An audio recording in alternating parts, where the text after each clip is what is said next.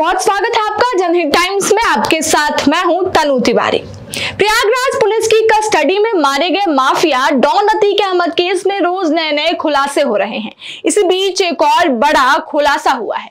सूत्रों के मुताबिक अतीक के ससुर के घर एक डायरी मिली है जिसमें अतीक के सारे कच्चे चिट्ठे हैं। कई करीबियों के नाम हैं, कई मददगारों के पते और नंबर है। वही डायरी में अतीक के यूपी के अलावा 5 राज्यों में फैले काले कारोबार का जिक्र है। अतीक के धंधे दिल्ली से लेकर मुंबई तक और एमपी राजस्थान से लेकर गुजरात तक फैले हैं। कई बेनामी संपत्ति है, रियल एस्टेट से लेकर होटल तक के कारोबार है। मौके से पुलिस ने अतीक के साले जकी अहमद का आधार कार्ड भी बरामद किया है। इस डायरी में 5 राज्यों में अतीक के फैले हजारों करोड़ के कारोबार की फैसियत शामिल है। वही उमेश पाल मर्डर केस की हत्या की साजिश बड़े स्तर पर रची गई है। आपको बता दें कि विधायक राजू पाल मर्डर केस के गवाह उमेश पाल को मारने के लिए एक ऑपरेशन लॉन्च किया गया था। इस वीडियो में हम आपको बताएंगे कि उस ऑपरेशन लॉन्च करने के पीछे किसकी साजिश थी और उस ऑपरेशन का क्या मकसद था और उस ऑपरेशन का क्या नाम है। जिस ऑपरेशन को लॉन्च किया गया उस ऑपरेशन जानू नाम दिया गया था।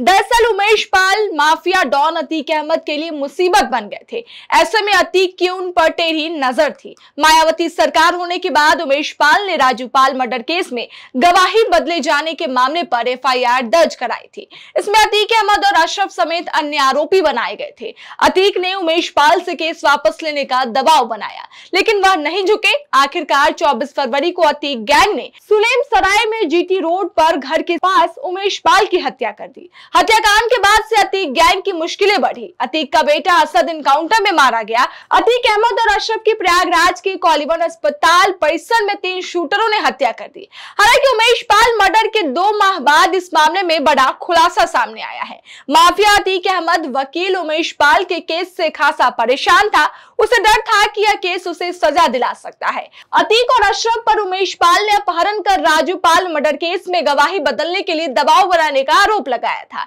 इस मामले में अगस्त 2012 में अतीक अहमद के गृह सचिव को पत्र लिखकर कार्रवाई की मांग की थी। उन्होंने कहा था कि उमेश पाल का केस फर्जी है, इससे हमारी प्रतिष्ठा को नुकसान पहुंच रहा है, इसको निजी तौर पर समाप्त करने की मांग माफिया ने की थी। वही केस ने अतीक की समस्या योगी कार्यकाल में बढ़ा दी। इसको लेकर बार बार अतीक ने उमेश पाल से पैचअप करने की कोशिश की। उमेश पाल ने अपने कदम पीछे नहीं हटाए। योगी सरकार के आने के बाद अतीक अहमद का शिकंजा कसने लगा। उमेश पाल केस में भी कार्रवाई तेज हुई। इसमें अतीक अहमद और पूरे गैंग को तनाव में लिया गया था और माफिया डॉन अतीक अहमद ने उमेश पाल की हत्या से एक बड़ा संदेश देने का फैसला लिया। वही साबरमती जेल में बंद अतीक अहमद ने पूरे मामले को अंजाम तक पहुंचाने की जिम्मेदारी अपनी पत्नी शाइस्ता परवीन को दे दी। शाइस्ता परवीन ने बेटे असद अहमद के सहयोग से उमेश पाल मर्डर की पूरी साजिश रची। उसके गुर्गों ने इस मामले को ऑपरेशन जानू का नाम दे दिया।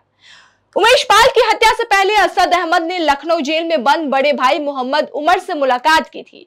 अब उमेश पाल केस की प्लानिंग में उमर का नाम भी सामने आ रहा है। दावा यह भी किया जा रहा है कि उमेश पाल की हत्या की पूरी प्लानिंग की जानकारी उमर के पास थी। वह यह भी खुलासा हुआ है कि उमेश पाल की हत्या के पहले शूटरों की एक पार्टी हुई थी। इस पार्टी में शाइस्ता परवीन भी पहुंची थी। वहां पर उन्होंने शूटरों के बीच 1.20 करोड़ रुपए बांटे थे। वही अतीक के बड़े बेटे पर एक नया केस और दर्ज किया गया है। बिल्डर से रंगदारी मांगने के आरोप में जेल में बंद उमर के खिलाफ बिल्डर मोहम्मद मुस्लिम ने केस दर्ज करवाया है। रंगदारी मामले के आरोप में उमर और उसके छोटे भाई अली समेत 6 आरोपी बनाए गए हैं। बिल्डर मोहम्मद मुस्लिम ने आरोप लगाया है कि उमर, अली, असाद कालिया, अजय एहतशाम और नुसरत ने उसे गाड़ी में खींचकर अगवा किया, चकिया दफ्तर पर ले जाकर उसके साथ मारपीट की, जमीन अपने नाम कराने का दबाव डाला गया, जमीन न देने पर जान से मारने की धमकी दी। वही बिल्डर का आरोप है कि प्रयागराज के देवाघाट में उसकी करीब 15 करोड़ से अधिक कीमत की उसकी पैतृक जमीन को उमर, अली और अतीक गैंग हड़पना चाहता था। अतीक की मांग पर जब मुस्लिम राजी नहीं हुआ तो उसे धमकाया गया, प्रताड़ित किया गया।